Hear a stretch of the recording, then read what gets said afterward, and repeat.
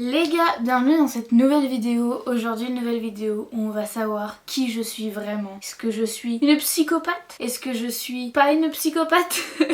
On va le savoir vraiment grâce à des tests de personnalité. Honnêtement, je sais pas sur quoi ils se basent. J'ai juste marqué sur Google test de personnalité et j'en ai choisi 3.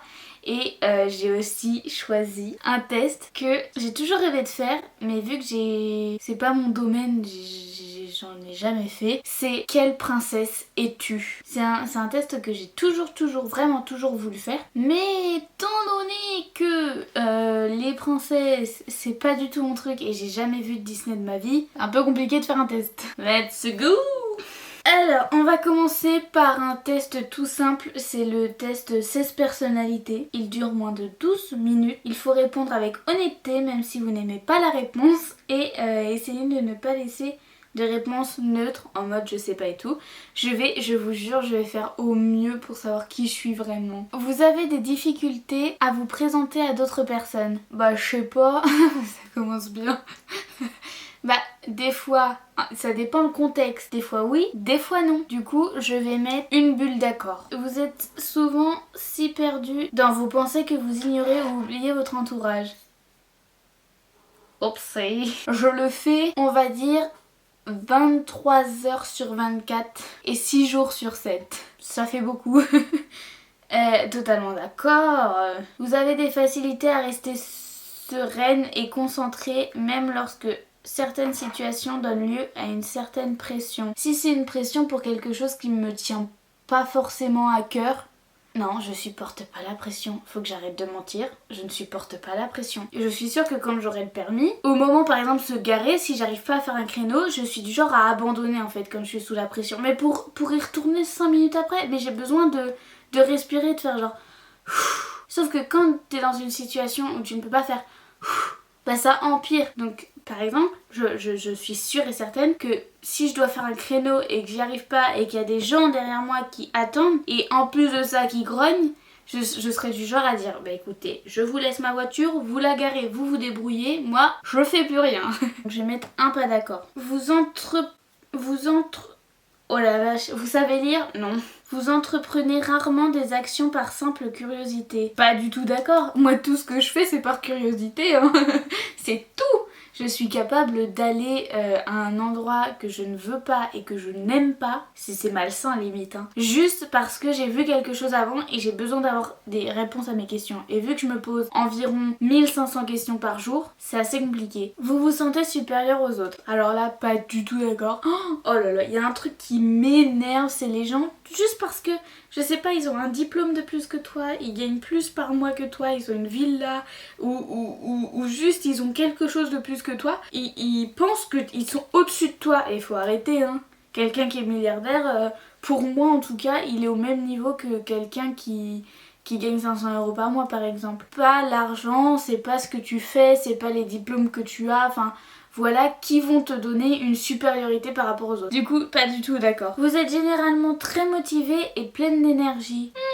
Oui, généralement. Sauf quand j'ai des baisses de morale. Mais généralement, j'essaye toujours d'être super positive et d'être pleine d'énergie. Une technique pour être pleine d'énergie, c'est tous les matins, ça peut paraître très bizarre, mais tous les matins quand vous vous levez ou quand vous vous brossez les dents ou autre, vous souriez dans la glace. Ou même, je sais pas, vous déjeunez, vous vous regardez pas forcément dans une glace, mais vous souriez, vous faites genre ah, même si t'as pas envie de sourire parce que honnêtement, la vie te déprime, tout ça, tu souris. Et en fait, il faut savoir que ce n'est pas parce que ton cerveau est heureux que tu souris, c'est tu souris, donc ton cerveau se dit je suis heureux. Donc c'est pour ça que sourire tous les matins ou sourire très régulièrement, pour rien, juste tu fais ben ton cerveau va se dire tiens, elle ou il sourit, donc je suis heureux. Et ça c'est pareil pour quand t'as mal dormi, t'as dormi que 2 heures, si le matin tu te lèves, tu te dis oh je suis fatiguée, tu vas être fatiguée. Si tu te dis pourtant je suis en forme, j'ai pas beaucoup dormi mais je suis trop en forme, tu vas être plus en forme. En fait c'est toi qui dois dicter ton cerveau, hein, c'est pas du tout ton cerveau qui te dicte. Du coup je suis d'accord. Gagner un débat vous importe moins que d'avoir la certitude que personne n'est contrarié. Et revoyez vos questions, les débats ça ne se gagne pas. Un débat c'est fait pour échanger les idées, ce n'est pas fait pour dire moi j'ai raison, lui il a tort. C'est fait pour échanger les idées et si t'es en débat avec quelqu'un et que ses idées te plaisent et tu te dis ah au final il a sûrement raison, je change d'idée, oui, mais quand tu fais un débat, ce n'est pas pour dire toi t'as tort et je vais te le prouver par toutes les... Non, c'est pas ça un débat. Ça c'est un mauvais débat. Les débats c'est tu échanges, tu montes tes points de vue, lui il te montre tes points de vue et il faut que tu arrives à accepter qu'il n'a pas le même point de vue que toi et qu'il a sûrement raison. Si c'est quelque chose qui n'est pas prouvable, si ça se prouve que tu as totalement tort ou il a totalement tort, ou elle, enfin la personne a totalement tort, là tu peux. Mais je dirais une bulle d'accord. Cela ne vous dérange pas d'être le centre de l'attention. Je suis d'accord. Je suis 2 bulles d'accord parce que bah j'aime bien.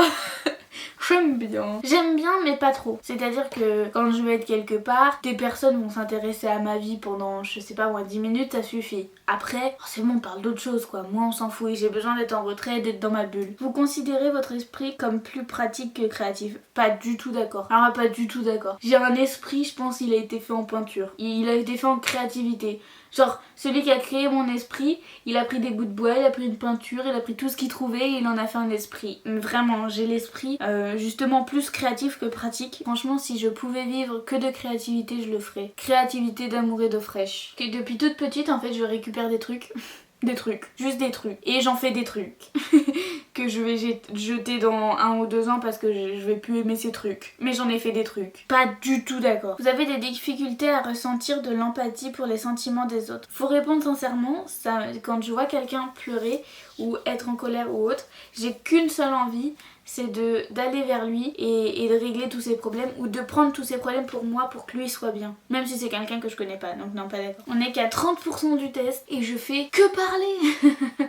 Que ça. Au cours d'une discussion, la vérité doit passer avant la susceptibilité de chacun. La vérité doit passer avant tout les gars. Vous préférez mentir pour que la personne soit heureuse 2 semaines ou avouer la vérité pour qu'elle mette 1 mois à s'en remettre mais après elle va être bien, alors que si vous lui mentez elle sera heureuse 2 semaines mais elle sera au fond du gouffre pendant 2-3 mois. Non, la vérité prône avant tout, même si ça blesse les autres, ben c'est pas grave, il faut dire la vérité. Déjà ça vous soulagera vous et c'est mieux pour l'autre en face. Parce que si vous mentez, l'autre personne peut perdre confiance en elle, pourquoi elle m'a menti, pourquoi machin, pourquoi si, tout ça, donc non. La vérité passe avant tout de toute manière. Donc moi je dois répondre d'accord ou pas d'accord? Ah donc je suis d'accord. Vous ne vous laissez distraire que rarement par vos rêves et vos pensées. Je suis H24 dans mes pensées et dans mes rêves. Donc si vous voulez me parler, il faut d'abord réussir à me sortir de mes rêves et de mes pensées. Me parler pour que j'y retourne 5 minutes après. En tant que parent, vous préfériez voir votre enfant devenir gentil plutôt qu'intelligent? Je vais encore partir dans un truc philosophique en 2 secondes. Mais qu'est-ce que c'est l'intelligence? Est-ce que l'intelligence c'est pas la gentillesse? Ça veut dire quoi intelligent? Intelligent c'est quelqu'un qui va savoir ses tables de multiplication. Mais alors je préfère largement qu'il soit gentil. Intelligent c'est quoi? C'est quelqu'un qui va super bien réussir à l'école? Ou c'est quelqu'un qui va comprendre le sens de la vie? Ou c'est quelqu'un qui va être super mature pour son âge? C'est quoi intelligent? Du coup je préfère plus qu'il devienne gentil plutôt qu'intelligent, puisque ça veut dire quoi intelligent? Vos rêves ont tendance à se concentrer sur le monde réel et ses événements. C'est vrai que quand je pense à une chose tout au long de la journée, généralement j'en rêve la nuit. Mais en même temps il peut y avoir une licorne avec un éléphant sur le dos qui arrive dans mon rêve. Donc je vais mettre je sais pas là parce que c'est un peu un mélange des deux. La logique est généralement plus importante que les sentiments lorsqu'il s'agit de prendre des décisions importantes. Je suis totalement pas d'accord puisque je marche qu'avec la passion, donc moi je marche qu'avec le cœur. Donc ça veut dire que si c'est logique, si il faut le faire, je ne vais pas le faire parce que mon cœur me dit de pas le faire. Si mon cœur me dit de le faire, je le fais. Si mon cœur me dit ne le fais pas Héloïse, ne le fais pas, prends cette direction, je vais écouter mon cœur tout de suite. Généralement vous vous fiez davantage à votre expérience qu'à votre imagination. Je vais mettre neutre parce que j'arrive, je sais pas comment je fais, à relier imagination et expérience. C'est pas forcément compréhensible et je vais ne pas donner d'explication puisque je n'en ai pas.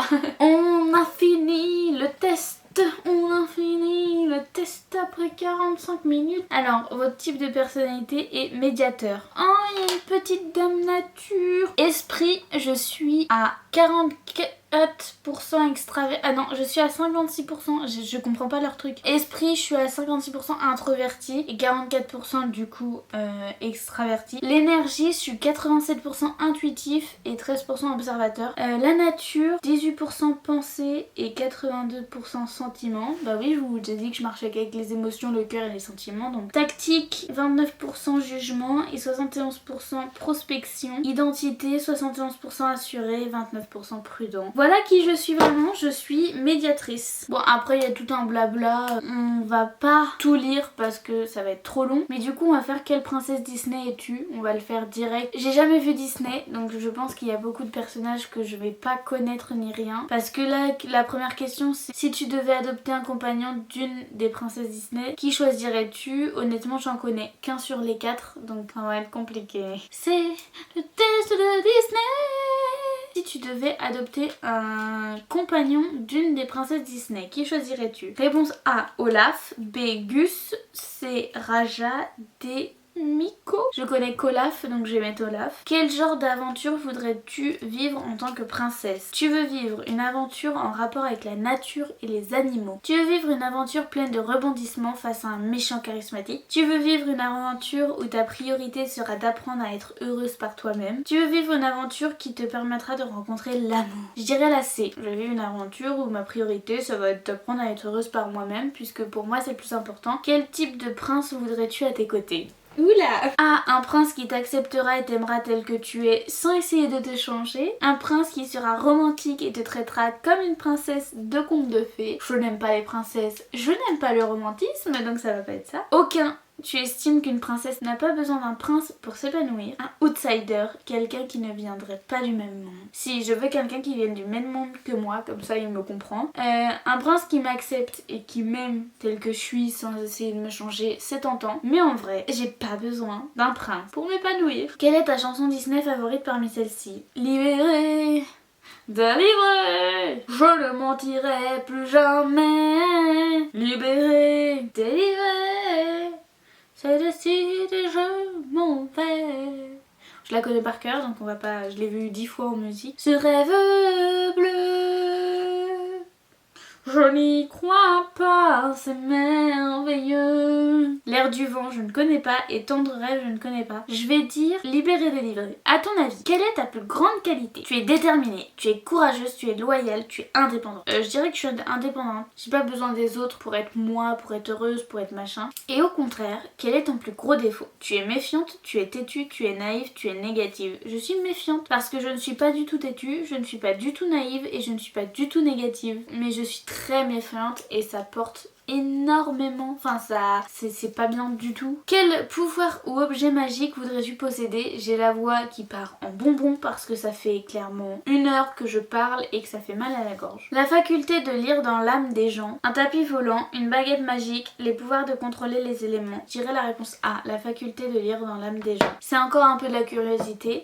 Mais en fait j'aime savoir ce que les gens ont au fond d'eux, pensent au fond d'eux, ce qu'il y a. Et donc quand je connais quelqu'un, j'ai besoin de gratter au fond pour savoir qui est la vraie personne. Quelle est ton héroïne préférée parmi celles-ci? Rebelle, connais pas. La Belle au Bois dormant, jamais vu. Réponse, Vaiana. La Belle au Bois dormant, non, parce qu'elle attend quelqu'un pour se réveiller. Et il faut être indépendant. Rebelle, elle a l'air d'être rebelle. Et moi je suis un peu rebelle. Du coup on va dire rebelle. Qu'est-ce que tu apprécierais le plus dans le fait d'être une princesse?